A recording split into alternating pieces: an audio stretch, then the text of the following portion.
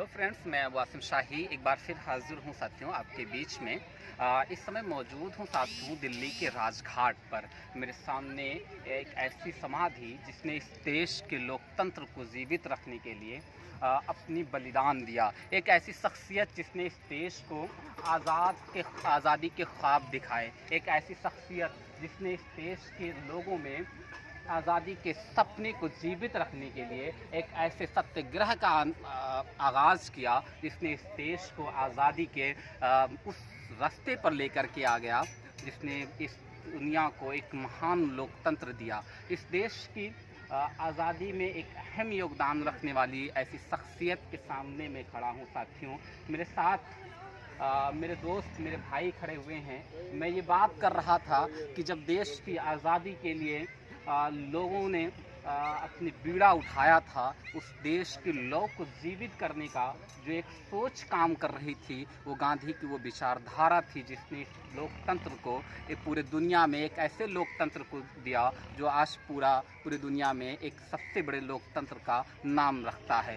साथ ही गांधी जी के उस समाधि स्थल पर मौजूद हूँ जिसने इस देश के लोकतंत्र में विश्वास रखने वाले ऐसे महानुभावों को जन्म दिया। एक ऐसी सोच जिसने इस देश के लोगों में लोकतंत्र को लेकर के ऐसे बड़े नेताओं को इस देश को दिया जिससे आज हमारा ये लोकतंत्र जीवित है। साथियों, ऐसा शख्सियत, एक ऐसी सोच के मालिक जो आज इस दुनिया से चले गए हैं, लेकिन उनकी सोच आज भी हमारे बीच में जीवित है। आज भी जब इस देश के लोकतंत्र को खतरा दिखाई देता है तो इस देश के बड़े नेता इसी समाधि पर आकर के इन्हीं के विचारों को सुनते हैं, इन्हीं के विचारों को पढ़ते हैं और इस देश को याद दिला देते हैं कि एक गांधी जी के विचार को याद करिए जिसने इस देश के लोकतंत्र को जीवित रखने के लिए, इस देश के लोगों को आज़ाद रखने का ख्वाब दिखाया था। वो ख्वाब टूटना नहीं चाहिए। इस देश के लोकतंत्र पर जब भी खतरा आता है तो गांधी जी के बहुत सारे वक्तव्य सुनाई देते हैं इस देश को।